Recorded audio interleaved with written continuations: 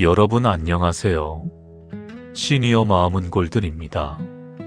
오늘은 조금 조심스러운 이야기를 꺼내볼까 합니다. 혹시 이런 생각 해보신 적 있으신가요? 자식한테 서운한 마음이 드는 건 내가 이상한 건가? 자녀에게 전화를 걸었다가 바쁘다는 말에 끊고 나면 문득 이런 생각이 스칩니다. 내가 너무 많은 걸 바라는 건가? 다 큰 자식한테 뭘 더 바라겠어. 그래도 왜 이렇게 허전하지?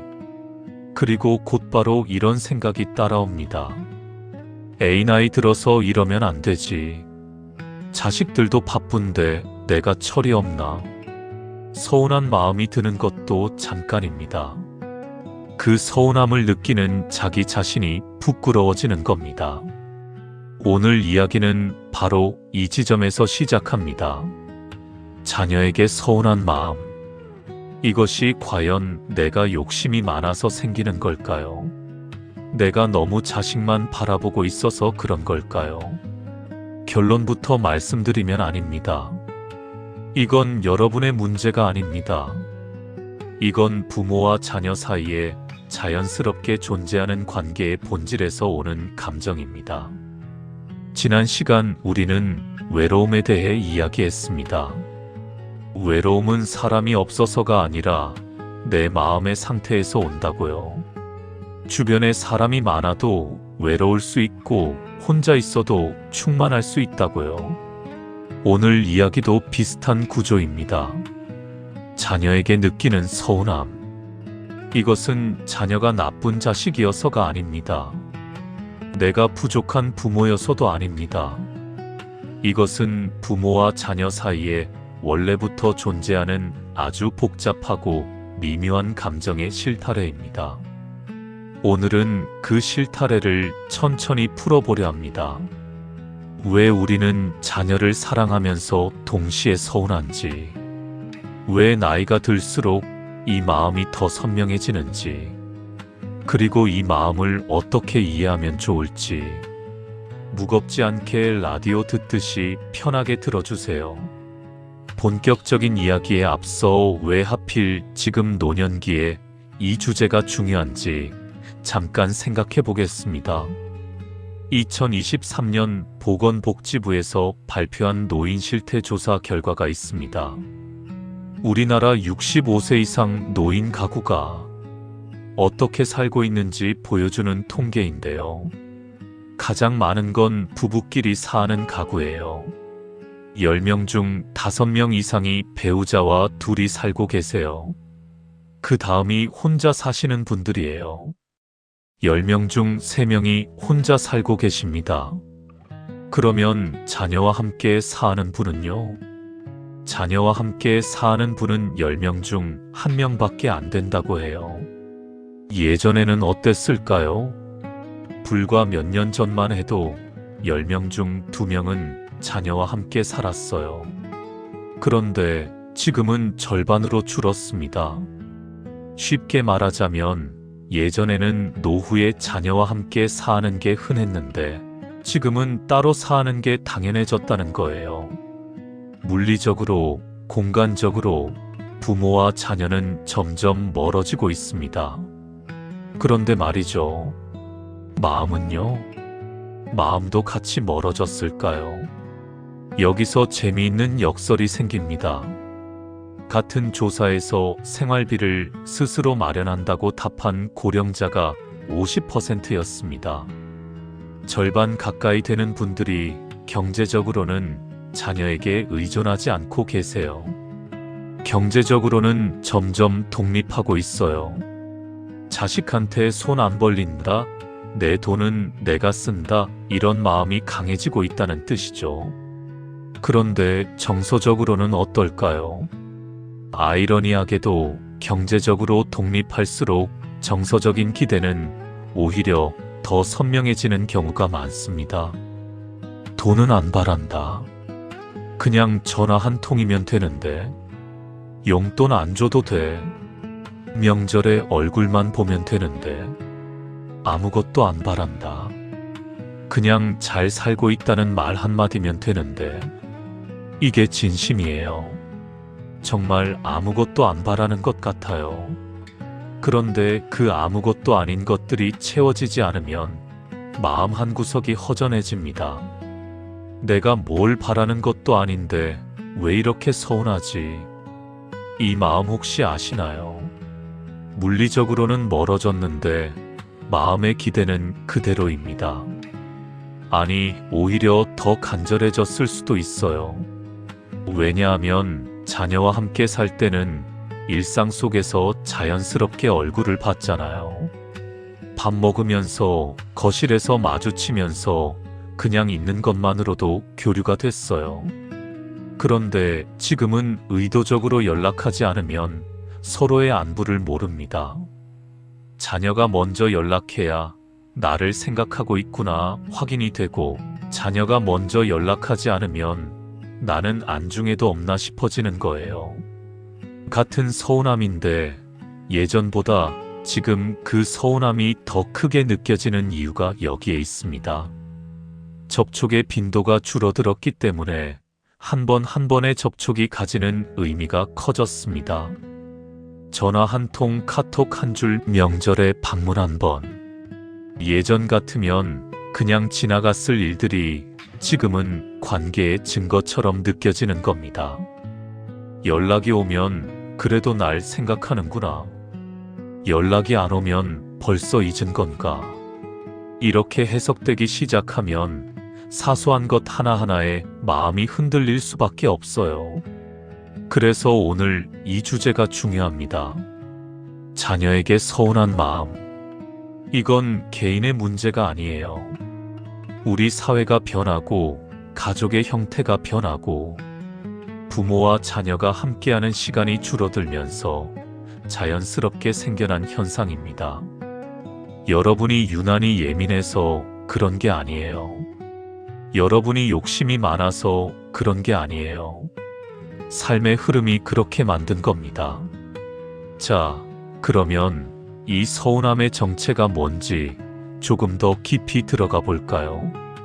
자녀에 대한 서운함. 이 감정을 어떻게 이해하면 좋을까요? 여기 심리학에서 아주 중요한 개념이 하나 있습니다. 세대 간 양가 감정이라는 건데요. 양가라는 건 두 가지 가치라는 뜻이에요. 그러니까 양가 감정은 한 대상에 대해 두 가지 상반된 감정이 동시에 존재하는 상태를 말합니다.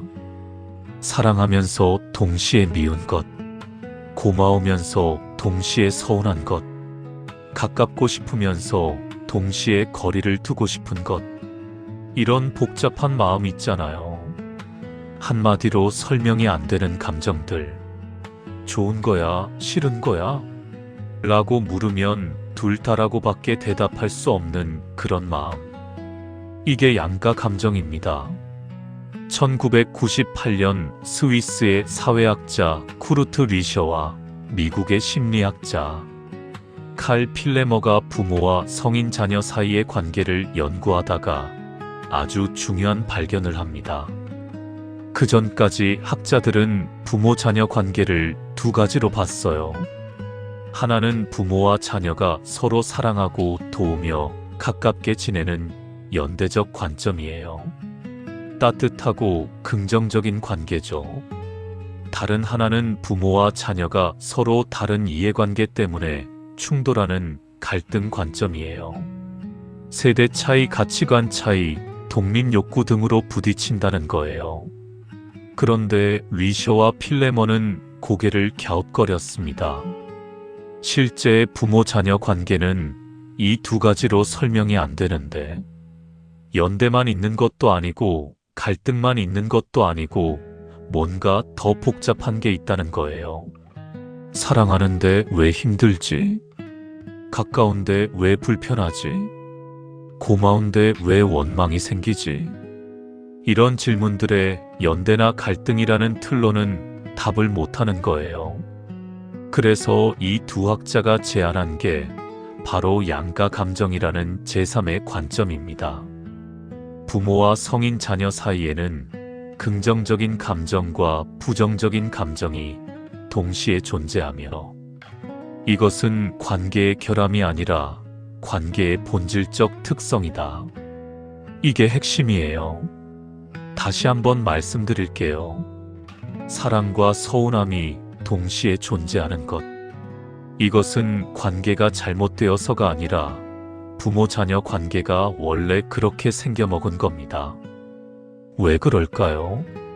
생각해보면 부모-자녀 관계만큼 복잡한 관계가 없어요. 친구 사이는 마음에 안 들면 안 만나면 돼요. 연인 사이는 안 맞으면 헤어지면 돼요. 직장 동료는 퇴사하면 그만이에요. 그런데 부모-자녀는요. 아무리 서운해도 아무리 화가 나도 너 오늘부터 내 자식 아니야? 이게 안 되잖아요. 관계를 끊을 수가 없어요. 그래서 이 관계 안에서는 모든 감정이 축적됩니다. 기쁜 기억도 쌓이고 서운한 기억도 쌓이고 고마운 마음도 쌓이고 원망스러운 마음도 쌓입니다. 수십 년을 함께 살아오면서 좋은 일도 겪고 힘든 일도 겪고 기대에 부응할 때도 있고 기대를 저버릴 때도 있었습니다. 이 모든 경험이 켜켜이 쌓여서 지금의 감정이 된 거예요. 그러니 감정이 단순할 수가 없죠. 자식이 미워요라고 하면 진짜 미울까요? 미운 거 맞는데 그래도 사랑하잖아요. 자식이 좋아요라고 하면 진짜 좋을까요? 좋은 거 맞는데 그래도 서운한 게 있잖아요. 이게 양가 감정입니다. 그리고 이게 정상입니다. 리셔와 필레머의 연구가 중요한 이유가 바로 여기에 있어요. 이 연구 이전에는 부모가 자녀에게 서운함을 느끼면 관계가 나쁜 것, 문제가 있는 것으로 봤거든요. 좋은 부모-자녀 관계는 따뜻하고 화목해야 하는데 서운함이 있다. 그러면 뭔가 잘못된 거다. 이런 시각이었어요. 그런데 양가 감정 연구가 말하는 건 정반대입니다. 서운함이 있어도 정상이다. 아니, 오히려 서운함이 있는 게 자연스럽다. 왜냐하면 부모-자녀 관계는 원래 그런 관계이기 때문이다. 이 관점의 전환이 정말 중요해요. 내가 이상한 건가라고 자책하던 분들에게 아니, 원래 그게 정상이야. 라고 말해주는 거니까요. 그러면 실제로 얼마나 많은 부모들이 자녀에 대해 이런 복잡한 마음을 느낄까요? 2002년 앞서 말씀드린 칼 필레머 교수가 제이 스위터 교수와 함께 흥미로운 연구를 발표합니다. 이 연구는 60세 이상의 어머니 566명을 대상으로 성인 자녀에 대한 감정을 조사했어요. 결과가 어땠을까요? 약 50%의 어머니가 성인 자녀에 대해 양가 감정을 경험한다고 답했습니다. 2명 중 1명의 어머니가 자녀를 사랑하지만 동시에 복잡한 감정이 있다고 한 거예요. 이 숫자가 주는 의미를 생각해 보세요. 만약 여러분이 자녀에게 서운한 마음을 느끼고 계시다면 여러분 또래의 어머니 10명이 모인 자리에서 최소 5명은 비슷한 마음을 갖고 있다는 뜻입니다. 여러분만 그런 게 아니에요. 절반이 그래요. 그리고 이건 미국 연구예요. 미국은 개인주의 문화가 강하고 자녀가 독립하면 부모와 거리를 두는 게 자연스러운 나라잖아요. 그런 미국에서도 절반의 어머니가 양가 감정을 느낀다면 가족 중심 문화가 강한 우리나라에서는 어떨까요? 아마 더 많은 분들이 비슷한 마음을 갖고 계실 거예요. 이 연구에서 또 하나 흥미로운 발견이 있었습니다. 자녀가 사회적으로 기대되는 역할을 달성하지 못했을 때 부모의 양가 감정이 더 커진다는 거예요. 여기서 사회적으로 기대되는 역할이란 결혼, 취업, 경제적 독립 같은 것들을 말해요. 쉽게 말하면 자녀가 좋은 직장에 다니고 결혼해서 안정적인 가정을 꾸리고 부모한테 손 안 벌리고 잘 살면 부모 입장에서는 마음이 편하죠. 우리 애 잘 컸다. 내 할 일 다 했다. 그런데 자녀가 아직 취업을 못했거나 결혼할 생각이 없거나 경제적으로 불안정하면 부모 마음이 복잡해집니다. 걱정이 되면서도 답답하기도 하고 도와주고 싶으면서도 왜 아직도 이러나 싶고, 이게 양가 감정이에요. 자녀를 사랑하니까 걱정되고 자녀를 사랑하니까 답답한 거예요. 미워서 답답한 게 아니라 사랑해서 답답한 겁니다. 여기서 중요한 걸 하나 짚고 넘어갈게요. 이 연구가 어머니를 대상으로 했다는 점이에요. 왜 어머니일까요? 일반적으로 아버지보다 어머니가 자녀와의 정서적 교류가 더 많고 자녀의 삶에 더 깊이 관여하는 경우가 많기 때문이에요. 그래서 양가 감정도 어머니가 더 강하게 느끼는 경우가 많습니다.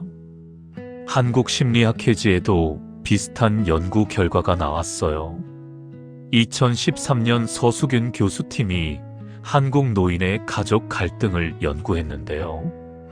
여자 노인이 남자 노인보다 성인 자녀와의 갈등을 더 많이 경험한다는 결과가 나왔습니다. 왜 그럴까요? 여성 노인.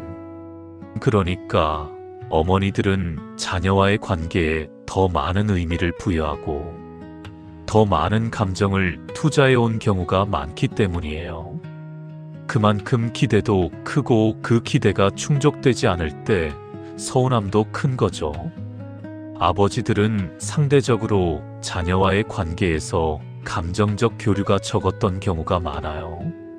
자식 일은 엄마가 알아서 해라는 문화 속에서 한 발짝 물러나 있었던 거죠.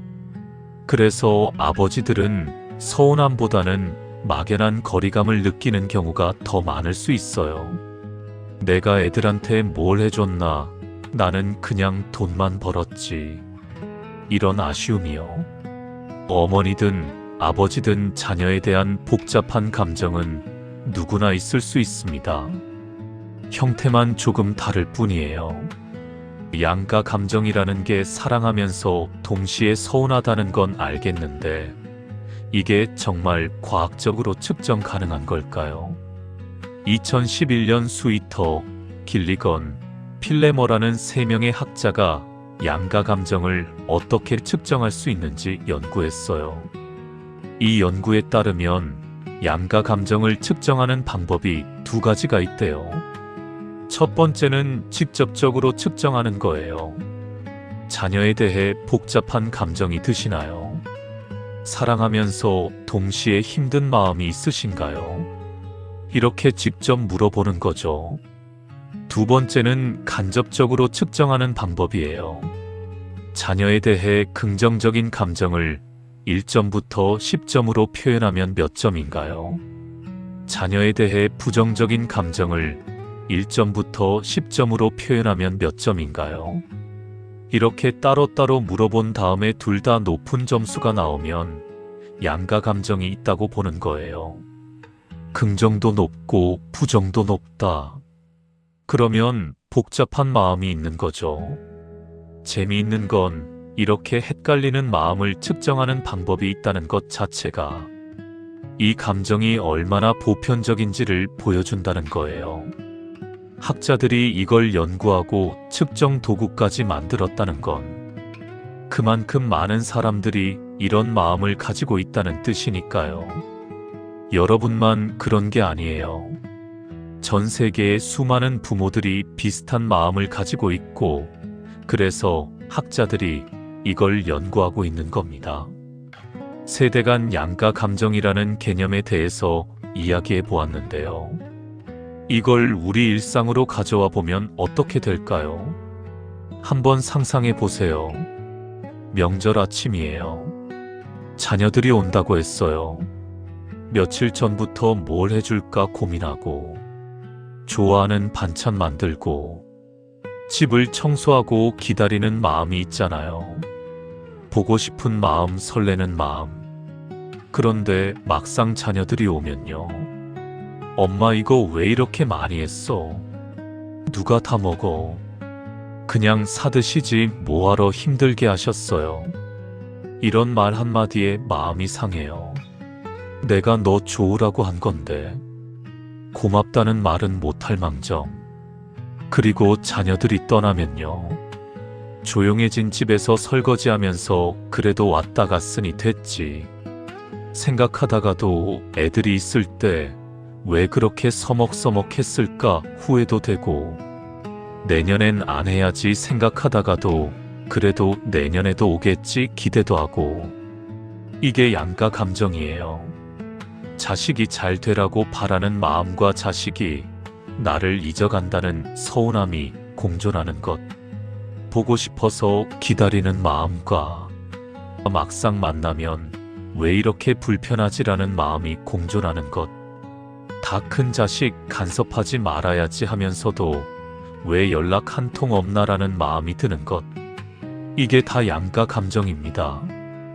그리고 이런 감정은 이상한 게 아니에요. 부모 자녀 관계가 원래 이렇게 복잡한 것뿐이죠. 한 가지 더 말씀드릴게요. 양가 감정이 있다는 건 그만큼 그 관계가 중요하다는 뜻이에요. 생각해 보세요. 아무 상관없는 사람한테 양가 감정이 생기나요? 안 생기죠. 길 가다 마주친 모르는 사람한테 저 사람 때문에 기쁘면서도 서운해 이런 마음 안 들잖아요. 양가 감정이 생기려면 그 관계에 내가 감정을 투자해야 해요. 기대를 걸어야 해요. 의미를 부여해야 해요. 자녀에게 양가 감정이 있다는 건 그만큼 자녀가 여러분에게 중요한 사람이라는 뜻입니다. 그냥 아무렇지 않으면 양가 감정도 없어요. 서운할 일도 없어요. 서운한 건 아직 마음을 주고 있기 때문이에요. 여기까지 정리해 볼게요. 첫째, 자녀에게 서운한 마음이 드는 건 여러분이 욕심이 많아서가 아닙니다. 둘째, 부모와 성인 자녀 사이에는 사랑과 서운함이 동시에 존재할 수 있고, 이것을 심리학에서는 세대 간 양가 감정이라고 부릅니다. 셋째, 연구에 따르면 60세 이상 어머니의 약 절반이 자녀에 대해 이런 복잡한 감정을 경험합니다. 여러분만 그런 게 아닙니다. 넷째, 양가 감정이 있다는 건 관계가 나쁜 게 아니라 그만큼 그 관계가 중요하다는 뜻입니다. 자, 그러면 궁금한 게 생기죠. 왜 하필 나이 들어서 이 마음이 더 강해지는 걸까? 젊었을 때는 자녀한테 이렇게까지 서운하진 않았던 것 같은데 왜 요즘 들어 이런 마음이 더 자주 드는 걸까? 여기까지 우리는 양가 감정, 그러니까 사랑과 서운함이 동시에 존재하는 게 부모 자녀 관계의 본질이라는 걸 이야기했습니다. 그런데 여기서 한 가지 의문이 생기죠. 그러면 왜 젊었을 때는 괜찮았는데 나이 들어서 이 마음이 더 강해지는 걸까?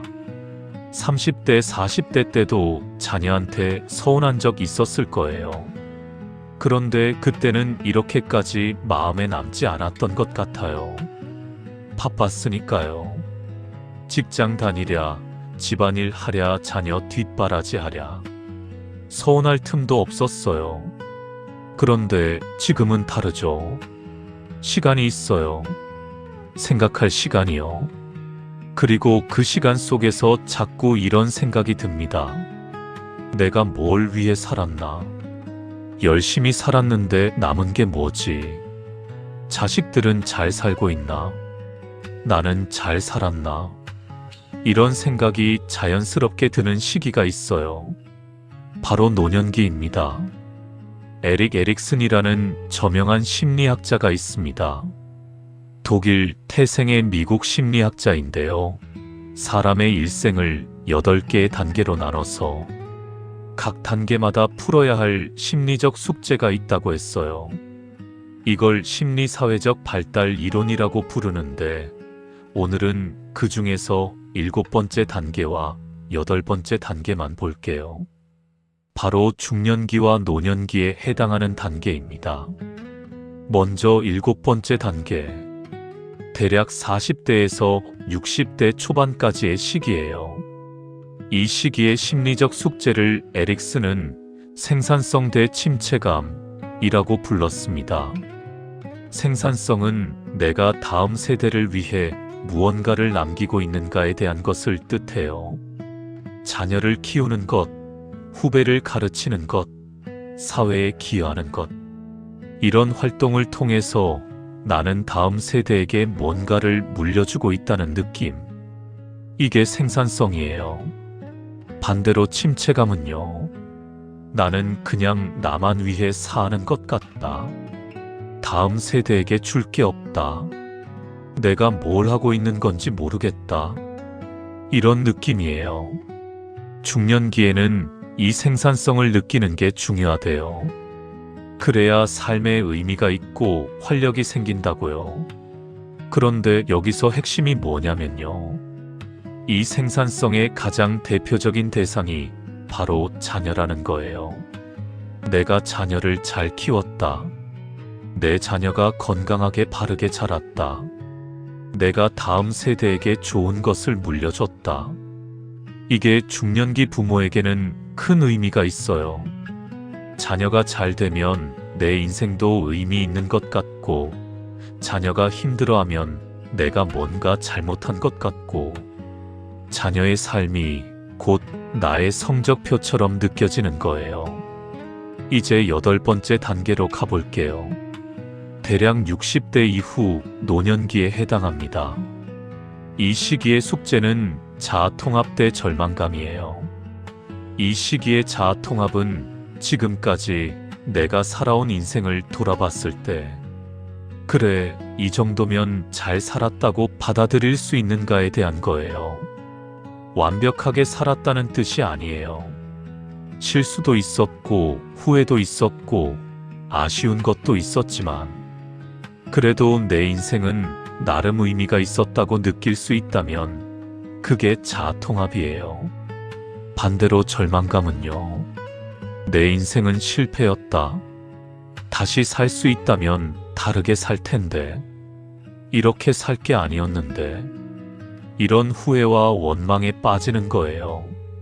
에릭슨은 노년기에 자아통합을 이루는 게 중요하다고 했어요. 그래야 평온하게 남은 삶을 살 수 있다고요. 자, 그러면 여기서 질문. 노년기에 자기 인생을 돌아볼 때 가장 먼저 떠오르는 게 뭘까요? 사람마다 다르겠지만 많은 분들에게 자녀가 떠오릅니다. 내가 자녀를 어떻게 키웠나? 자녀가 지금 어떻게 살고 있나? 나는 좋은 부모였나? 이런 생각이 자연스럽게 드는 거예요. 왜냐하면 7번째 단계에서 가장 중요한 생산성의 대상이 자녀였잖아요. 그 결과를 확인하는 시기가 8번째 단계인 노년기인 거예요. 중년기에 자녀를 잘 키우고 있다는 생산성을 느꼈다면, 노년기에는 자녀가 잘 자랐다는 자아통합을 이루게 되는 거죠. 그런데 만약 자녀가 기대만큼 연락을 안 하거나, 자녀가 기대만큼 성공하지 못했거나, 자녀와의 관계가 예전 같지 않다면요. 자아통합이 흔들립니다. 내가 뭘 잘못했나? 더 잘해줄걸. 왜 이렇게 됐을까? 이런 생각에 빠지기 쉬워요. 그래서 노년기에 자녀에 대한 서운함이 더 강해지는 거예요. 단순히 자녀가 전화를 안 해서 서운한 게 아니에요. 그 서운함 뒤에는 더 깊은 질문이 있어요. 나는 좋은 부모였나? 내 인생은 의미가 있었나? 자녀의 태도가 이 질문의 답처럼 느껴지는 거예요. 자녀가 잘해주면, 그래, 나도 뭔가 잘한 게 있구나 싶고, 자녀가 소홀하면 내가 부족했나 보다 싶은 거죠. 노년기에 서운함이 강해지는 또 다른 이유가 있어요. 바로 역할 상실입니다. 사람은 여러 가지 역할을 하면서 살잖아요. 직장에서는 부장님, 과장님, 집에서는 아내, 남편, 자녀에게는 어머니, 아버지, 동네에서는 이웃, 친구. 이런 역할들이 모여서 나라는 사람을 만들어요. 그런데 나이가 들면서 이 역할들이 하나씩 사라집니다. 은퇴하면 직장에서의 역할이 없어지고, 자녀가 독립하면 부모 역할이 줄어들고, 친구들이 하나둘 세상을 떠나면 친구 역할도 줄어들고, 역할이 줄어든다는 건 내가 쓸모있다고 느낄 기회가 줄어든다는 뜻이에요. 그 중에서도 부모 역할의 축소가 주는 상실감은 큽니다.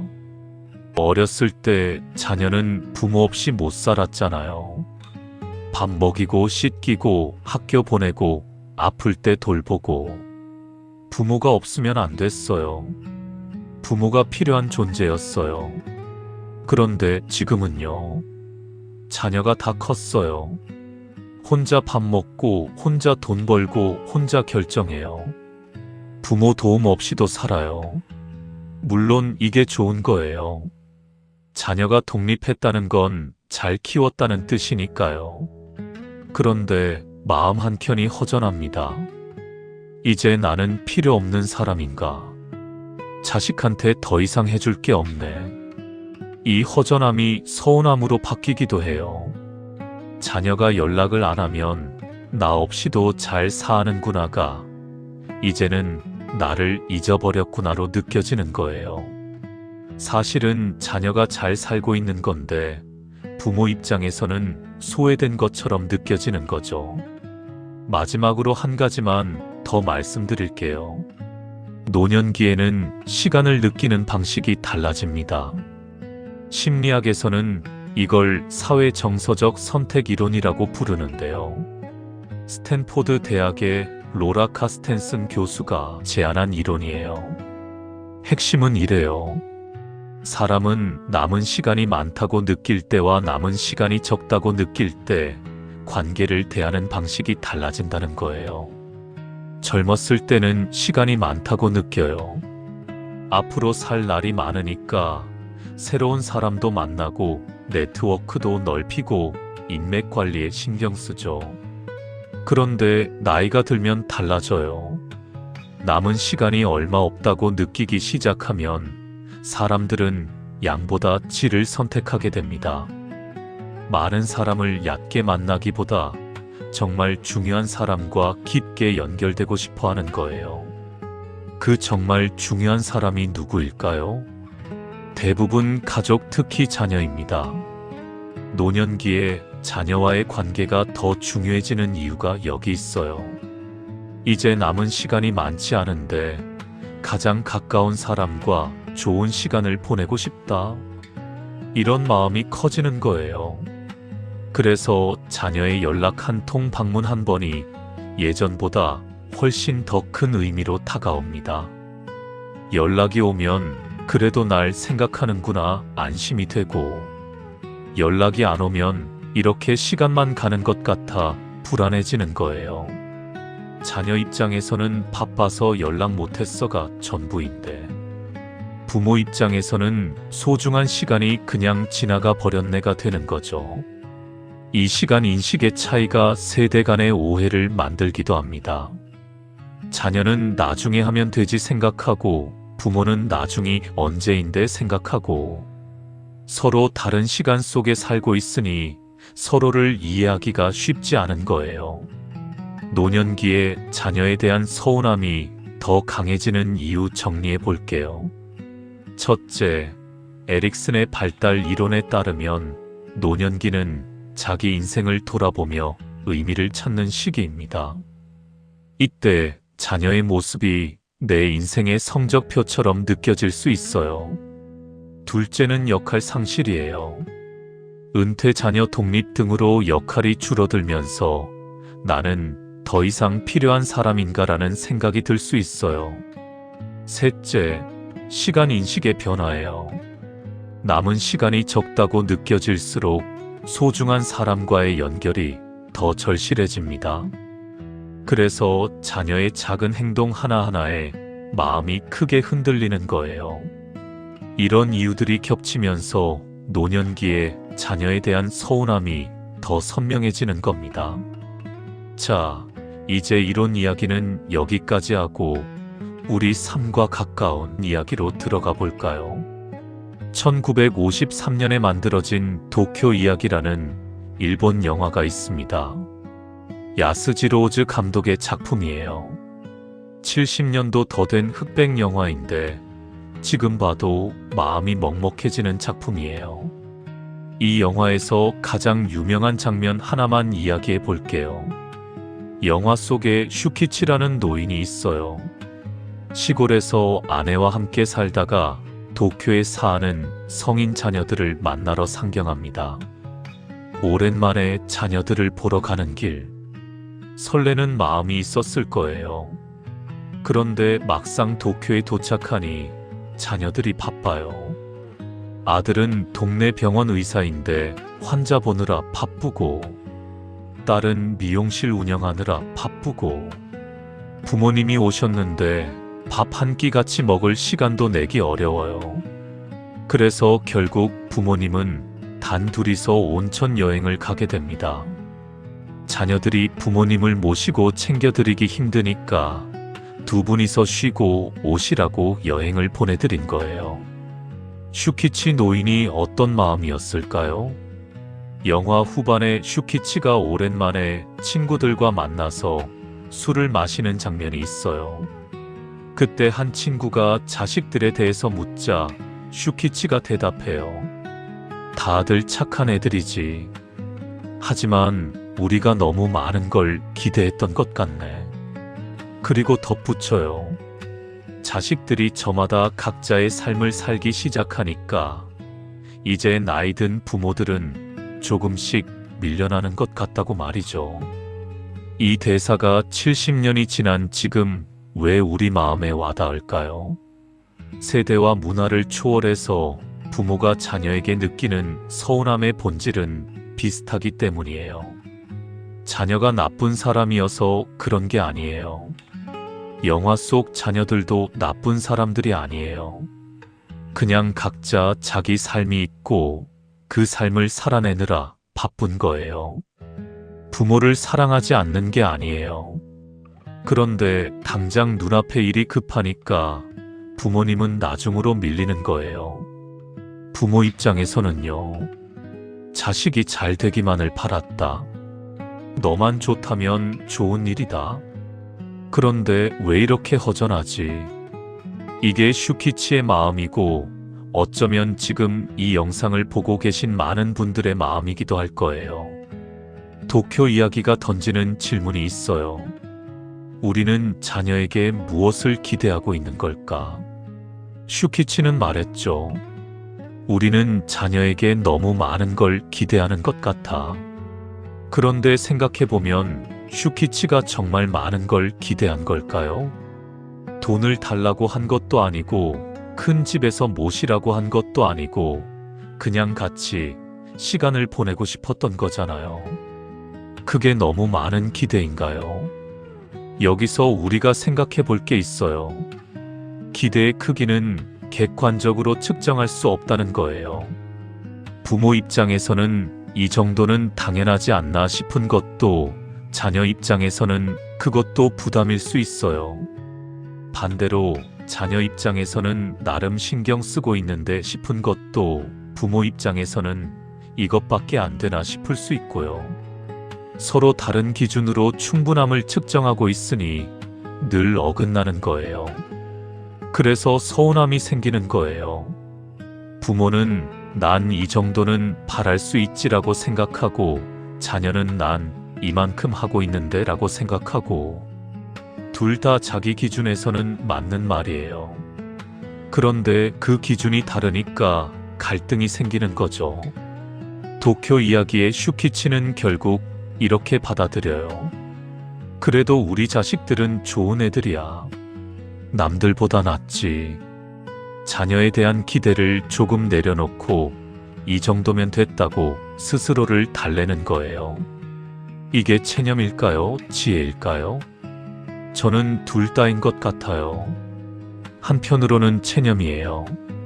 어쩔 수 없지. 다른 한편으로는 지혜예요. 이 정도면 감사하지. 노년기에 자녀와의 관계에서 이 두 가지 마음이 공존하는 것 같아요. 서운하지만 받아들이고 아쉽지만 감사하고. 이것도 어쩌면 양가 감정의 한 형태일 거예요. 도쿄 이야기가 70년 전 일본의 이야기였다면 이번에는 400년도 더 된 이야기를 해볼게요. 윌리엄 셰익스피어의 4대 비극 중 하나인 리어왕 킹 리어입니다. 1605년경에 쓰인 희곡이에요. 지금으로부터 400년도 더 된 작품이죠. 그런데 이 오래된 이야기가 오늘 우리가 나누는 이야기와 놀랍도록 맞닿아 있어요. 자녀에게 모든 것을 주었는데 왜 나는 이렇게 외롭고 서운한가? 바로 이 물음과 리어왕이 던지는 질문을 함께 생각해 보려고 해요. 리어왕은 브리튼의 왕이에요. 나이가 들어 은퇴를 결심합니다. 이제 늙었으니 왕국을 세 딸에게 나눠주고 쉬어야겠다. 합리적인 생각이죠. 요즘 말로 하면 승계 계획을 세운 거예요. 그런데 리어왕은 왕국을 그냥 나눠주지 않아요. 딸들에게 질문을 던집니다. 너희가 나를 얼마나 사랑하는지 말해보아라. 가장 나를 사랑한다고 말하는 딸에게 가장 좋은 땅을 주겠다. 이 장면에서 잠깐 멈춰 볼게요. 리어 왕은 왜 이런 질문을 했을까요? 그냥 세 등분해서 나눠주면 될 것을 왜 굳이 나를 얼마나 사랑하느냐고 물었을까요?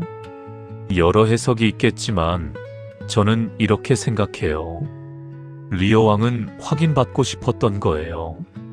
내가 평생 이 왕국을 다스리며 너희를 키웠다.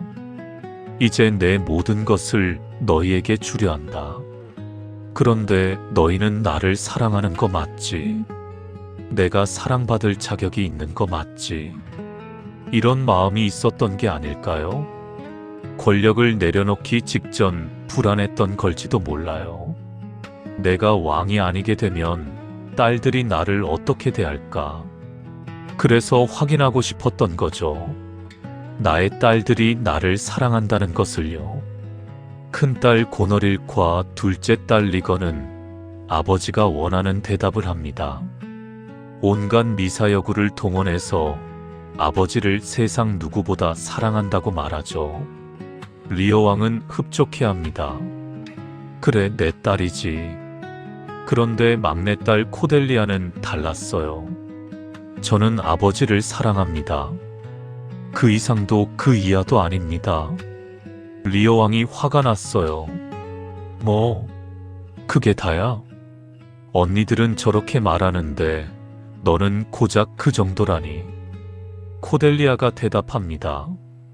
언니들이 아버지를 전부라고 말하면서 왜 남편을 얻어 결혼했나요? 저도 결혼하면 제 사랑의 절반은 남편에게 갈 것입니다. 아버지만 사랑한다고 거짓말할 수 없습니다. 솔직한 말이에요. 어쩌면 가장 진실한 말이에요. 그런데 리어 왕은 이 말을 받아들이지 못해요. 배은망덕한 것. 리어 왕은 코델리아의 상속분을 박탈하고 왕국을 두 언니에게만 나눠줍니다. 그리고 이 결정이 비극의 시작이 됩니다. 왕국을 넘겨받은 고너릴과 리건은 처음에는 아버지를 잘 모시는 것처럼 행동해요. 그런데 시간이 지나면서 태도가 달라집니다. 리어 왕은 왕위를 넘기면서 조건을 하나 달았거든요. 나는 100명의 기사를 데리고 다니며 딸들의 집에서 번갈아 지내겠다. 요즘 말로 하면 은퇴는 하지만 왕 대접은 받겠다는 거죠. 그런데 고너릴이 말합니다. 아버지, 기사 100명은 너무 많습니다. 50명으로 줄이세요. 리어 왕이 화가 나서 리건에게 갑니다. 리건이 말합니다. 50명도 많습니다. 25명이면 충분하지 않습니까? 고너릴 다시 말합니다. 25명도 필요 없습니다. 10명 아니 5명이면 되지 않습니까? 왜 기사가 필요합니까? 저희 하인들이 시중 들면 되지 않습니까? 리오 왕이 절규합니다. 나에게 무엇이 필요한지 따지지 마라. 거지에게도 필요 이상의 것이 있다. 필요한 것만으로 살게 한다면 인간의 삶이 짐승과 무엇이 다르겠느냐? 이 대사가 정말 가슴을 찌릅니다. 리오 왕이 원한 건 100명의 기사가 아니었어요. 존중과 예우였어요. 당신은 여전히 우리 아버지라는 인정이었어요. 그런데 딸들은 필요의 논리로만 접근한 거예요. 기사가 없어도 살 수 있는데 왜 그렇게 고집을 부리세요? 이게 리오 왕에게는 견딜 수 없는 모욕이었던 거예요. 여기서 잠깐, 혹시 이런 생각이 드시나요? 이건 400년 전 왕의 이야기잖아. 나랑 무슨 상관이야? 그런데요. 리오 왕의 이 절규가 어쩌면 지금 이 시대를 사는 많은 부모님들의 마음과 닮아있지 않을까요? 나는 다 주었는데. 이 한마디요. 평생 일해서 자녀 뒷바라지 했고 학비 대주고 결혼 자금 보태주고 집 장만하는데 도움 주고 내가 가진 것 다 주었는데 왜 연락 한 통이 이렇게 어려운 거야? 내 몸이 성할 때 다 해줬는데 이제 내가 아프니까 어쩐지 짐이 되는 것 같네. 필요할 때는 찾더니 이제 필요 없으니까 안 찾는 거야. 이런 생각이 드신 적 있으신가요?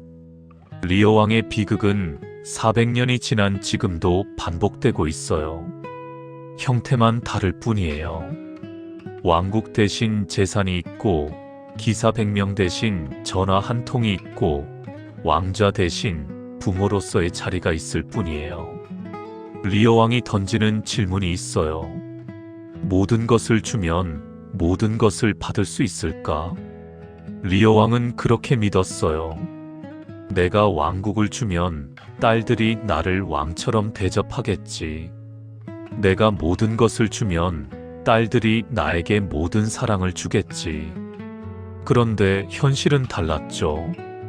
왕국을 주는 순간 리오 왕은 더 이상 왕이 아니었어요. 권력을 넘긴 순간 권력이 주던 예우도 함께 넘어간 거예요. 리오 왕은 이걸 몰랐어요. 아니, 알고 싶지 않았을 거예요.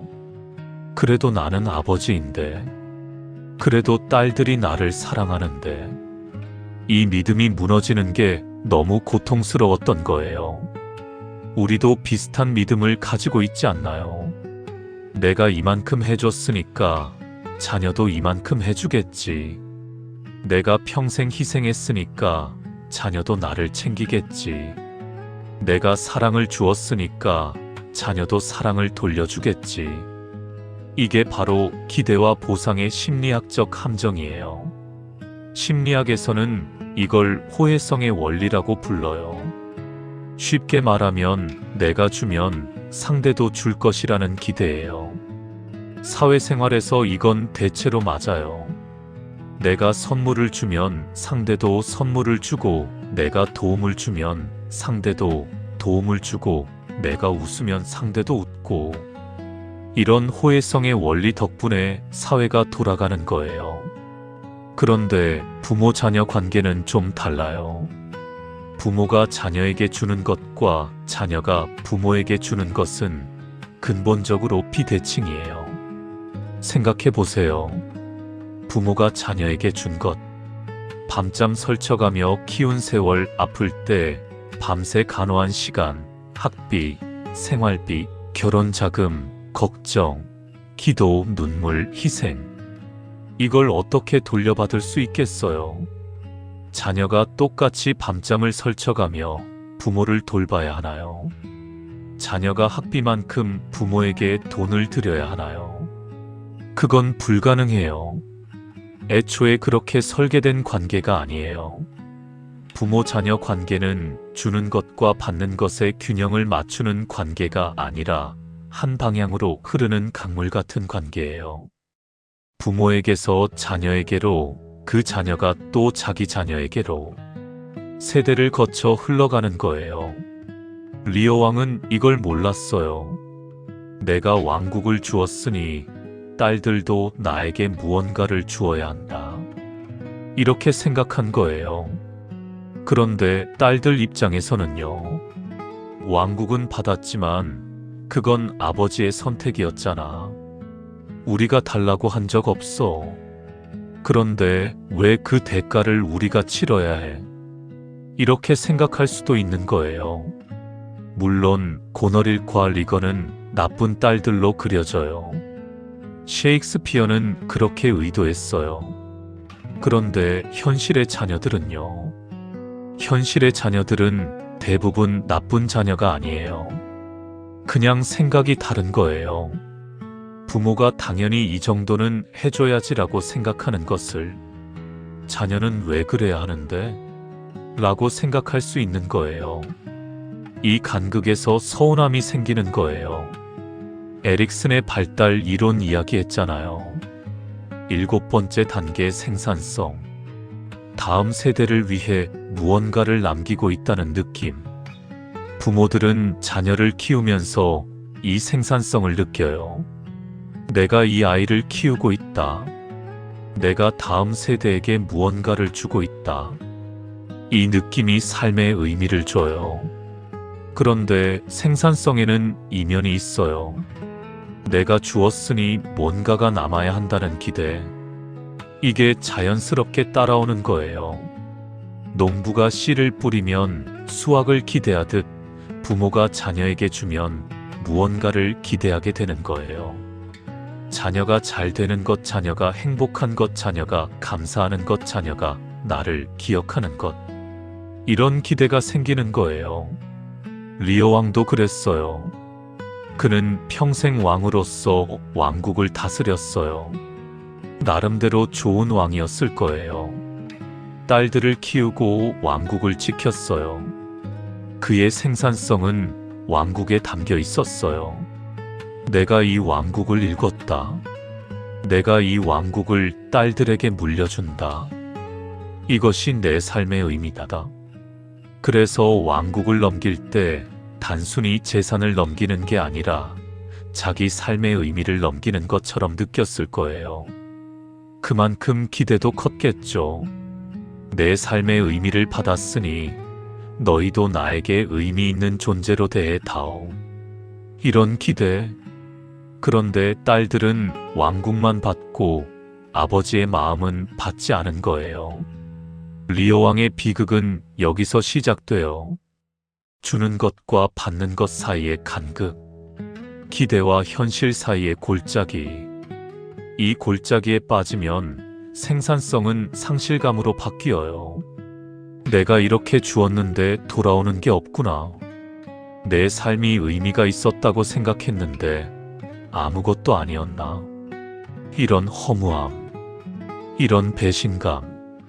리오 왕이 폭풍우 속에서 미쳐가는 건 단순히 딸들에게 버림받아서가 아니에요. 자기 삶의 의미가 부정당했다고 느꼈기 때문이에요. 그러면 리오 왕이 뭘 잘못한 걸까요? 여러 가지가 있겠지만 한 가지만 짚어볼게요. 리오 왕은 주는 것과 대접받는 것을 연결시켰어요. 내가 주었으니 대접받아야 한다. 이 공식이 리오 왕의 머릿속에 있었어요. 그런데 이게 맞는 공식일까요? 가만히 생각해보면 부모가 자녀에게 주는 건 자녀를 위한 것이잖아요. 자녀가 건강하게 자라라고, 자녀가 행복하게 살라고, 자녀가 좋은 사람이 되라고. 그게 목적이었잖아요. 그런데 어느 순간 내가 주었으니 돌려받아야 한다로 바뀌면 주는 것의 의미가 달라져요. 사랑이 거래가 되는 거예요. 내가 이만큼 해줬으니 너도 이만큼 해줘야 해.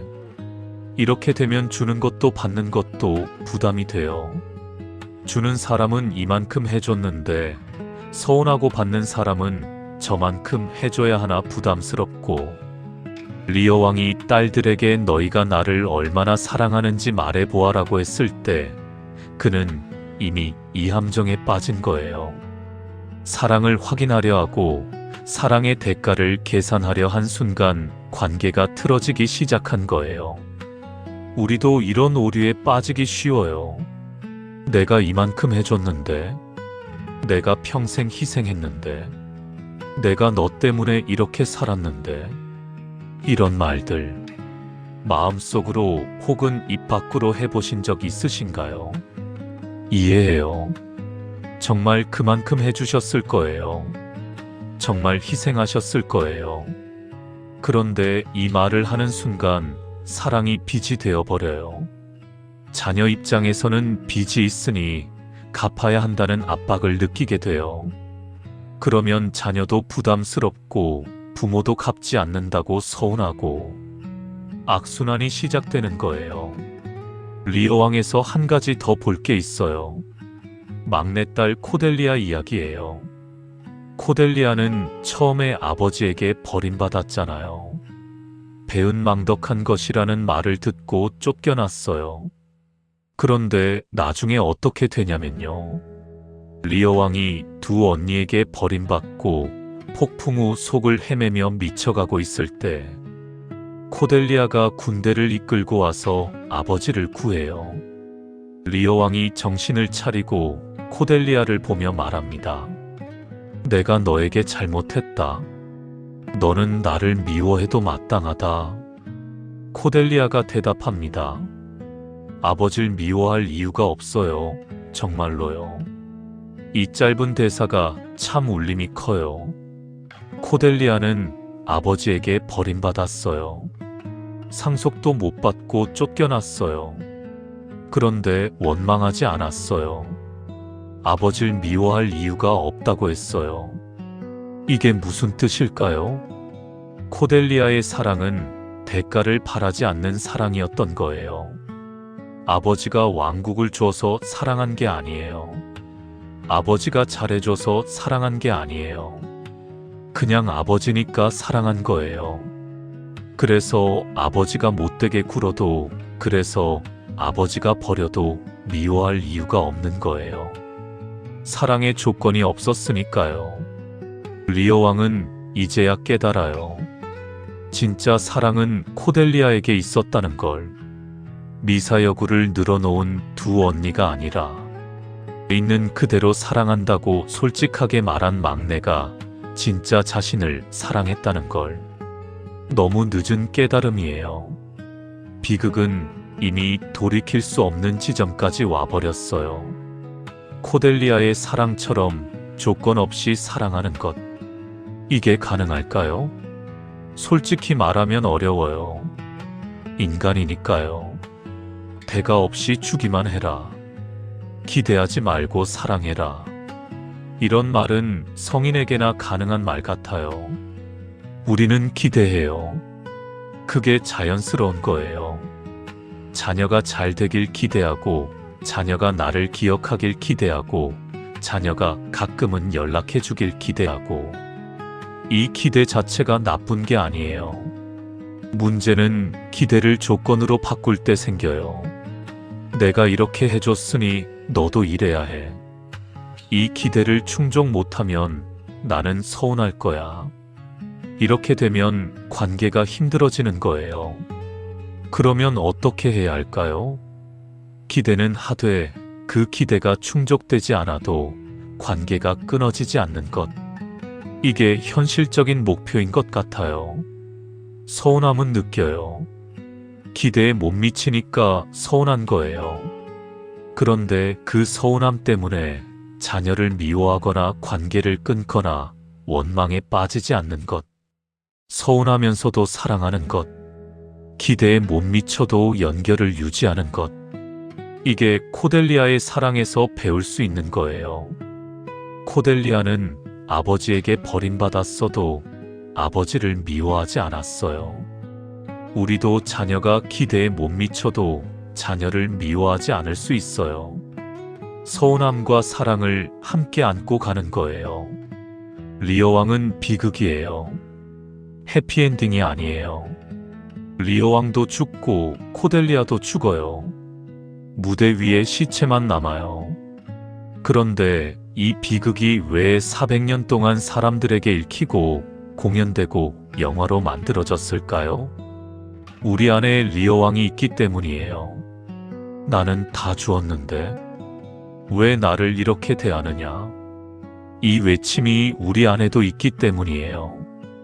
리어 왕을 보면서 우리는 리어 왕을 불쌍하게 여기기도 하고 리어 왕을 어리석다고 생각하기도 하고 리어 왕에게서 나 자신을 발견하기도 해요. 그리고 그게 위로가 돼요. 아, 이건 나만의 문제가 아니구나. 400년 전 영국의 왕도 이랬어요. 그 시대 사람들도 이 이야기에 공감했어요. 지금 전 세계 사람들도 이 이야기에 공감해요. 자녀에게 서운한 마음 다 주었는데 돌아오지 않는다는 허무함, 내 사랑이 외면당한다는 고통. 이건 인류 보편의 감정이에요. 시대와 문화를 초월한 감정이에요. 리어 왕도 그랬고 도쿄 이야기의 슈키치도 그랬고 지금 이 순간 수많은 부모들이 그래요. 이 사실이 서운함을 없애주지는 않아요. 그런데 나만 이런 게 아니구나라는 걸 아는 것만으로도 마음이 조금은 가벼워질 수 있어요. 내가 유난히 욕심이 많은 것도 아니고 내가 유난히 부족한 부모인 것도 아니고 그냥 이게 인간인 거구나. 이렇게 생각할 수 있으면 자신을 덜 나무랄 수 있어요. 리어 왕이 던지는 마지막 질문이 있어요. 그래서 어떻게 살 것인가? 리어 왕처럼 기대에 집착하다가 비극으로 끝날 것인가 아니면 다른 길이 있는가? 저는 이렇게 생각해요. 리어 왕의 비극을 보면서 우리는 리어 왕의 전철을 밟지 않을 수 있어요. 기대는 하되 집착하지 않기. 서운함은 느끼되 그것에 잡아먹히지 않기. 사랑은 주되 대가를 계산하지 않기. 어렵죠. 성인 군자가 아닌 이상 완벽하게 하긴 어려워요. 그래도 방향은 알 수 있어요. 리어 왕을 반면교사로 삼으면 최소한 이렇게 하면 안 되겠구나는 알 수 있어요. 사랑을 확인받으려 하지 말 것. 주고 나서 대가를 계산하지 말 것. 기대에 못 미친다고 관계를 끊지 말 것. 이 정도만 마음에 담아두셔도 리어 왕보다는 나은 길을 갈 수 있지 않을까요? 리어 왕이 우리에게 말해주는 걸 정리해 볼게요. 하나, 다 주었으니 다 받을 수 있다는 건 착각이에요. 부모 자녀 관계는 호혜적 거래 관계가 아니에요. 주는 것과 받는 것이 원래부터 비대칭인 관계예요. 둘, 생산성은 아름다운 감정이지만 그 이면에는 돌려받고 싶다는 기대가 있어요. 이 기대가 충족되지 않으면 상실감이 찾아와요. 이건 자연스러운 감정이에요. 셋, 사랑을 조건으로 바꾸면 관계가 힘들어져요. 이만큼 해줬으니 이만큼 해줘야 해는 관계를 거래로 만들어요. 넷, 코델리아의 사랑처럼 조건 없는 사랑이 이상적이지만 현실에서는 어려워요. 그래도 방향은 알 수 있어요. 기대는 하되 집착하지 않기, 서운하되 관계를 끊지 않기. 다섯, 리어 왕의 서운함은 400년 전 이야기지만 지금 우리에게도 그대로 적용돼요. 이건 인류 보편의 감정이에요. 여러분만 그런 게 아니에요. 이번에는 책 이야기를 해볼게요. 2022년에 나온 소설 정지아 작가의 아버지의 해방일지입니다. 이 소설은 딸이 아버지의 장례를 치르면서 미처 몰랐던 아버지의 삶을 발견해가는 이야기예요. 소설 속에 이런 문장이 나옵니다. 사람에게도 1000개의 얼굴이 있다. 나는 아버지의 몇 개의 얼굴을 보았을까? 이 문장이 주는 울림이 커요. 우리는 가장 가까운 사람도 전부 알지 못한다는 거예요. 부모는 자녀의 1000개의 얼굴 중 몇 개만 보고 자녀는 부모의 1000개의 얼굴 중 몇 개만 봐요. 그러니 오해가 생기고 그러니 서운함이 생기는 거예요. 생각해 보세요. 여러분이 아는 자녀의 모습이 자녀의 전부일까요? 자녀가 직장에서 어떤 사람인지, 친구들 사이에서 어떤 사람인지, 혼자 있을 때 무슨 생각을 하는지 부모는 잘 몰라요. 마찬가지로 자녀가 아는 부모의 모습도 부모의 전부가 아니에요. 부모가 젊었을 때 어떤 꿈을 꿨는지, 어떤 좌절을 겪었는지, 지금 무슨 외로움을 느끼는지 자녀는 잘 몰라요. 서로 같이 살았는데 서로 잘 모르는 거예요. 소설 아버지의 해방일지에 따른 아버지가 돌아가신 후에야 아버지의 다른 얼굴들을 발견해요. 아버지가 이런 사람이었구나. 이런 고민을 했구나. 이렇게 살았구나. 살아있을 때는 몰랐던 것들을 떠나고 나서야 알게 되는 거예요. 이게 참 슬프죠. 그런데 또 어쩔 수 없는 것 같기도 해요. 가까이 있으면 오히려 못 보는 게 있잖아요. 너무 익숙해서 당연해서 그냥 지나치는 것들. 부모 자녀 사이가 그래요. 너무 가까워서 오히려 서로를 잘 모르고 너무 오래 함께해서 오히려 대화가 없어지고 그래서 오해가 쌓이고 그래서 서운함이 커지는 거예요. 아버지의 해방일지를 읽으면서 이런 생각이 들었어요. 부모도 자녀에게 보여주지 못한 얼굴이 있고 자녀도 부모에게 보여주지 못한 얼굴이 있다. 부모는 자녀 앞에서 약한 모습을 잘 안 보여줘요. 힘들어도 괜찮아. 아파도 별거 아니야. 외로워도 나는 괜찮으니까 너나 잘 살아. 이렇게 말하죠. 왜일까요? 자녀한테 짐이 되고 싶지 않아서, 걱정 끼치고 싶지 않아서, 끝까지 부모로 남고 싶어서. 그런데 이렇게 숨기다 보면 자녀는 부모가 정말 괜찮은 줄 알아요. 엄마는 항상 건강하시네. 아버지는 늘 씩씩하시네. 부모의 외로움이나 서운함을 모르는 거예요. 반대도 마찬가지예요. 자녀도 부모 앞에서 다 보여주지 않아요. 직장에서 힘든 일 있어도 괜찮아. 부부 사이에 갈등 있어도 별일 없어. 경제적으로 빠듯해도 걱정 마. 자녀도 부모한테 걱정 끼치기 싫은 거예요. 그래서 부모는 자녀가 잘 사는 줄 알아요. 바쁜가 보다. 잘 살고 있나 보다. 자녀의 힘듦을 모르는 거예요.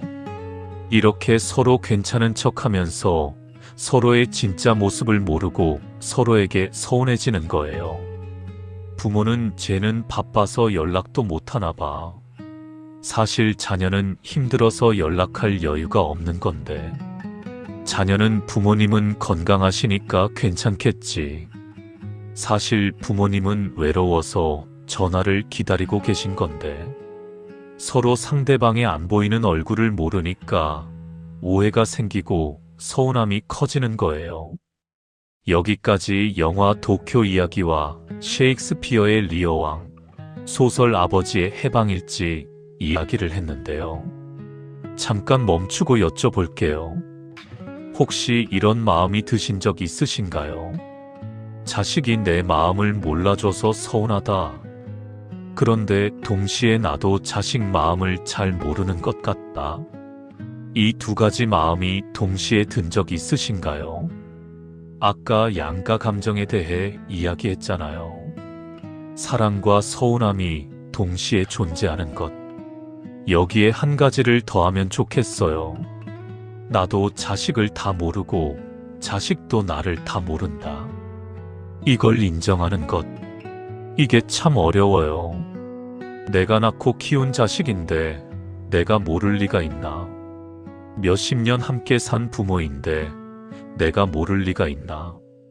이렇게 생각하기 쉬워요.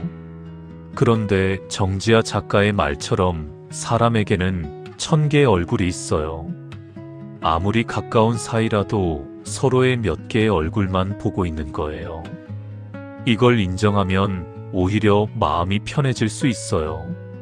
자식이 날 소홀히 대하는 것 같은데 어쩌면 내가 모르는 사정이 있는 걸지도 몰라. 내가 자식한테 서운한데 자식도 나한테 서운한 게 있을지도 몰라.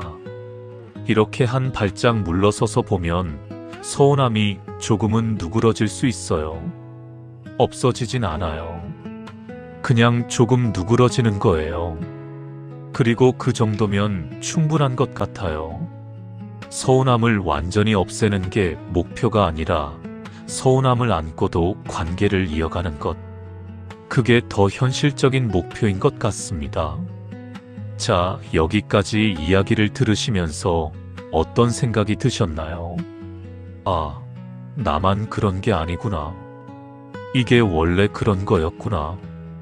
이런 생각이 좀 드셨으면 좋겠어요. 그런데 오랫동안 마음속에 품어온 생각들이 있잖아요. 내가 문제인가 봐. 내가 뭔가 잘못한 거야. 이런 생각들이요. 이번에는 그 생각들을 하나씩 꺼내서 한번 살펴보려고 해요. 첫 번째로 이런 오해가 있어요. 자식한테 서운한 건 내가 욕심이 많아서 그래. 이렇게 생각하시는 분들 많아요. 다 큰 자식한테 뭘 바라겠어. 이 나이에 아직도 자식한테 매달리나. 남들은 다 잘 지내는 것 같은데 나만 이러는 거 아냐. 그래서 서운한 마음이 들 때마다 스스로를 나무라게 되죠. 에이, 욕심 부리지 말자. 자식도 바쁜데 이해하자. 이렇게 마음을 다잡으려고 해요. 그런데요. 앞에서 이야기했잖아요. 60세 이상 어머니의 절반이 자녀에게 양가 감정을 느낀다고요. 절반이에요. 만약 이게 욕심 많은 사람들의 문제라면 어머니의 절반이 욕심쟁이라는 뜻인데 그건 좀 이상하잖아요. 이건 욕심의 문제가 아니에요. 관계의 구조적 특성이에요. 부모와 자녀 관계는 원래 복잡해요. 사랑과 서운함이 공존하는 게 이 관계의 본질이에요. 그러니까 서운함이 드는 건 여러분이 욕심이 많아서가 아니라 여러분이 자녀를 사랑하기 때문이에요. 사랑하지 않으면 서운할 일도 없어요. 기대하지 않으면 실망할 일도 없고요. 서운하다는 건 아직 마음을 주고 있다는 뜻이에요. 아직 관계가 살아있다는 뜻이에요. 그러니까 서운한 마음이 들 때 내가 욕심이 많아서 그래라고 자책하지 마세요. 아, 내가 아직 이 관계에 이만큼 마음을 쓰고 있구나. 아직 사랑하고 있구나. 이렇게 생각해 주세요. 두 번째 오해도 있어요. 좋은 부모는 자식한테 서운함을 안 느끼는 거 아냐. 이것도 많이들 생각하세요. 좋은 엄마는 자식이 뭘 해도 이해해줘야지. 좋은 아버지는 자식한테 아무것도 안 바라는 거지. 서운함을 느끼는 건 내가 아직 부모로서 부족한 거야. 이런 생각. 그런데 이건 비현실적인 기대예요. 세상에 어떤 부모가 자녀에게 아무런 감정 없이 살 수 있겠어요. 자녀가 잘 되면 기쁘고 자녀가 힘들면 걱정되고 자녀가 소홀히 하면 서운하고 이게 자연스러운 거예요. 서운함을 안 느껴야 좋은 부모라면 좋은 사람에겐 감정이 없어야 한다는 거나 마찬가지예요. 오히려 생각해보면 서운함을 느끼면서도 자녀를 사랑하는 것, 그게 진짜 부모 아닐까요? 서운하면서도 참고 화가 나면서도 이해하려 하고 실망하면서도 응원하고 이게 사랑의 모습 아닐까요? 자녀에게 무관심하면 서운할 일이 없어요. 자녀를 사랑하니까 서운한 마음도 생기는 거예요. 그러니까 서운한 마음이 들 때 나는 부모 자격이 없나 봐 라고 생각하지 마세요. 나는 아직 이 아이를 사랑하고 있구나. 이렇게 생각해 주세요. 세 번째 오해는 이거예요. 내가 서운한 건 자식이 효도를 안 해서 그래. 이렇게 생각하면 간단하죠. 요즘 젊은 것들은 효도가 뭔지 몰라. 우리 때는 부모님께 이러지 않았어. 자식 키워봐야 소용없어. 이렇게 자녀 탓을 하면 마음이 좀 편해지는 것 같기도 해요. 내 잘못이 아니라 자식 잘못이구나. 이렇게 생각할 수 있으니까요. 그런데 여기서 한번 생각해 볼 게 있어요. 효도의 기준이 뭔가요? 여러분이 생각하는 효도와 자녀가 생각하는 효도가 같을까요? 서수균 교수팀의 연구를 보면 한국 노인이 성인 자녀와 갈등을 느끼는 영역이 나와요. 1순위가 관계 영역이에요. 자녀의 연락이나 방문, 대화 같은 부분이에요.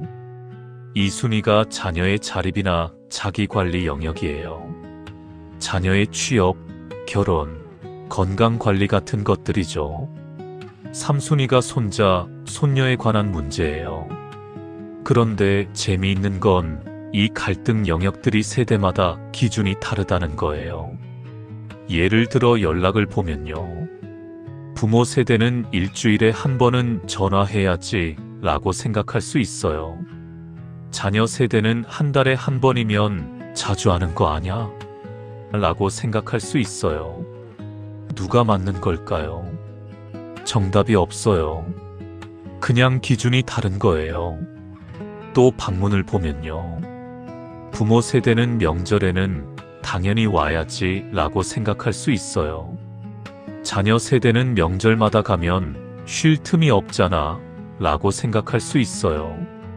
누가 맞는 걸까요? 이것도 정답이 없어요.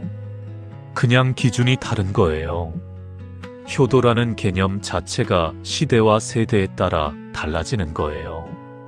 부모님 세대가 생각한 효도와 나의 세대가 생각한 효도, 그리고 자녀 세대가 생각한 효도가 다 달라요. 그러니까 자녀가 효도를 안 해서 서운하다고 생각하기 전에 이런 질문을 해볼 수 있어요. 내가 생각하는 효도가 뭐지? 자녀도 같은 기준을 가지고 있을까? 혹시 자녀는 자녀 나름대로 효도하고 있다고 생각하는 건 아닐까? 이렇게 생각하면 자녀 탓에서 벗어나 기준의 차이를 볼 수 있어요. 자녀가 나쁜 것도 아니고 자녀가 효도를 모르는 것도 아닌 그냥 기준이 다른 거예요. 기준이 다르면 대화가 필요하죠. 나는 이런 게 좋더라. 나는 이런 게 서운하더라. 말을 해야 알아요. 말 안 하고 서운해하면 자녀는 뭐가 문제인지도 몰라요. 물론 말하기 쉽지 않아요. 자식한테 이런 말까지 해야 하나 싶기도 하고요. 그래도 말 안 하고 혼자 서운해하는 것보다는 말해보는 게 나을 수 있어요. 이건 나중에 더 자세히 이야기할 기회가 있을 거예요. 오늘은 이 정도만 말씀드릴게요. 아까 한국 연구 이야기하면서 여자 노인이 남자 노인보다 자녀와의 갈등을 더 많이 경험한다고 했잖아요. 왜 그럴까요? 몇 가지 이유가 있어요.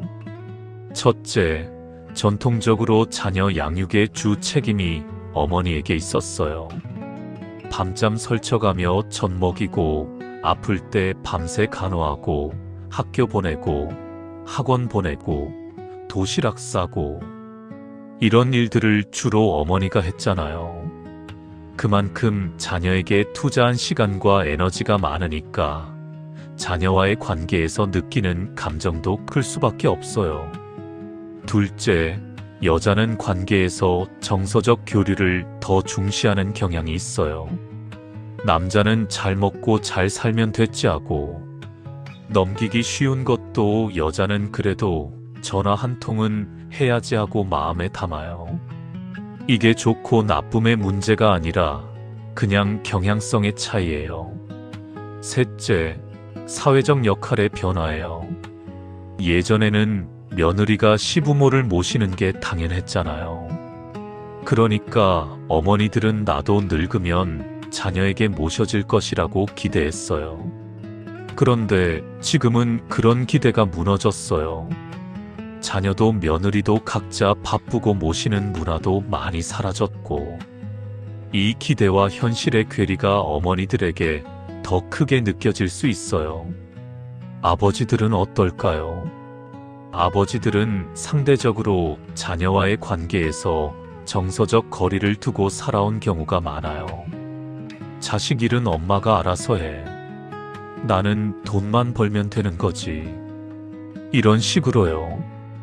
그래서 아버지들은 서운함보다는 아쉬움이나 후회를 느끼는 경우가 더 많을 수 있어요.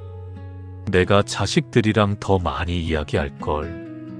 바쁘다고 대화를 안 했는데 지금 와서 무슨 말을 해. 이런 마음이요. 어머니든 아버지든 자녀와의 관계에서 복잡한 감정이 있는 건 마찬가지예요. 다만 그 감정의 종류와 강도가 조금씩 다를 뿐이에요. 자, 여기까지 이야기를 들으시면서 혹시 이런 기대를 하셨을 수도 있어요. 그래서 어떻게 하면 서운함을 없앨 수 있는데? 솔직하게 말씀드릴게요. 서운함을 완전히 없애는 방법은 없습니다. 왜냐하면 서운함은 사라져야 할 문제가 아니라 관계의 자연스러운 일부이기 때문이에요. 앞에서 계속 이야기했잖아요. 부모와 자녀 관계에서 양가 감정은 본질이라고요. 사랑과 서운함이 공존하는 게 정상이라면 서운함을 없애려고 하는 것 자체가 비현실적인 거예요. 오히려 그렇게 하다가 더 힘들어질 수 있어요. 서운해하면 안 돼. 이렇게 감정을 억누르다 보면 어느 순간 폭발할 수도 있고 우울해질 수도 있어요. 그래서 저는 오늘 해결책을 드리는 게 아니라 이해의 틀을 나누고 싶었어요. 서운함을 어떻게 없앨까가 아니라 서운함을 어떻게 바라볼까를 이야기하고 싶었어요. 그래서 제안드리는 관점은 이거예요. 서운함을 없애야 할 문제가 아니라 관계의 일부로 받아들이기. 서운함이 있어도 괜찮아요. 그건 관계가 살아있다는 증거니까요. 사랑하기 때문에 서운한 거니까요. 이 두 가지가 공존할 수 있다는 것, 이것을 인정하는 것이 첫걸음이에요. 오늘 이야기를 들으시면서 한번 스스로에게 물어보시면 좋겠어요. 급하게 답을 찾으실 필요 없어요. 그냥 질문만 마음에 담아두세요. 언젠가 자연스럽게 답이 떠오를 수도 있어요. 질문 하나, 나는 자녀에게 무엇을 기대하고 있을까? 막연히 잘해주면 좋겠다가 아니라 구체적으로 뭘 기대하고 있는지, 전화를 더 자주 해주길 바라는지, 명절에 더 오래 있다 가길 바라는지, 내 말에 더 공감해주길 바라는지, 구체적으로 생각해보면 내 서운함의 정체가 좀 더 선명해질 수 있어요. 질문 둘, 그 기대는 어디에서 왔을까? 내가 자녀에게 기대하는 것들, 그게 어디서 온 걸까요? 내 부모님이 그렇게 해주셔서, 사회에서 그게 당연하다고 해서, 드라마나 영화에서 그런 모습을 봐서, 기대의 출처를 생각해보면 그 기대가 합리적인지 혹은 조정이 필요한지 판단하는 데 도움이 될 수 있어요. 질문 셋, 내 자식도 나에게 서운한 마음이 있을까? 이 질문이 좀 불편하실 수 있어요. 내가 뭘 잘못했다고 자식이 나한테 서운해? 이런 생각이 먼저 들 수도 있어요. 그런데 아버지의 해방일지 이야기 기억나시죠? 사람에게는 1000개의 얼굴이 있다고요. 나도 자녀의 일부만 알고 자녀도 나의 일부만 알아요. 내가 자녀에게 서운함이 있듯이 자녀도 나에게 서운함이 있을 수 있어요. 어렸을 때 바빠서 같이 못 놀아줬던 것, 사춘기 때 대화 없이 지나갔던 것, 결혼 후에 간섭처럼 느껴졌던 것. 자녀 입장에서는 나름의 서운함이 있을 수 있어요. 이걸 인정하는 게 쉽지 않아요. 내가 얼마나 희생했는데 싶잖아요. 그래도 한번 생각해 보시면 좋겠어요. 서로의 서운함을 이해하는 것이 관계를 푸는 실마리가 될 수도 있으니까요. 서운함을 없애는 게 아니라 서운함을 안고 살아가는 것. 이게 좀 소극적으로 들릴 수도 있어요. 그냥 참고 살아야 된다는 건 아니에요. 서운함을 안고 살아간다는 건 서운함을 숨기거나 억누르라는 뜻이 아니에요. 서운함이 있다는 걸 인정하고 그 감정을 나의 일부로 받아들이고 그러면서도 관계를 이어가는 거예요. 서운해도 전화하고 서운해도 명절에 만나고 서운해도 잘 지내니 물어보고 서운함 때문에 관계를 끊는 게 아니라 서운함에도 불구하고 관계를 유지하는 거예요. 그게 쉽냐고요? 쉽지 않죠. 그런데 생각해보면 여러분은 이미 그렇게 살아왔어요. 자녀 키우면서 힘들었던 적 있잖아요. 이게 뭐 하는 짓인가 싶었던 적 있잖아요. 그래도 키웠잖아요. 힘들어도 지쳐도 포기하지 않았잖아요. 지금도 마찬가지예요. 서운해도 사랑하고 아쉬워도 응원하고. 그게 부모니까요. 그게 사랑이니까요. 오늘 이야기를 마무리하면서 이 말씀을 드리고 싶어요. 서운함은 사랑의 다른 이름일 수 있습니다. 사랑하지 않으면 서운할 일이 없어요. 관심이 없으면 상처받을 일이 없어요. 자녀가 어떻게 사는지 궁금하고 자녀가 잘 되기를 바라고 자녀와 가까이 있고 싶은 마음. 그 마음이 있기 때문에 서운한 거예요.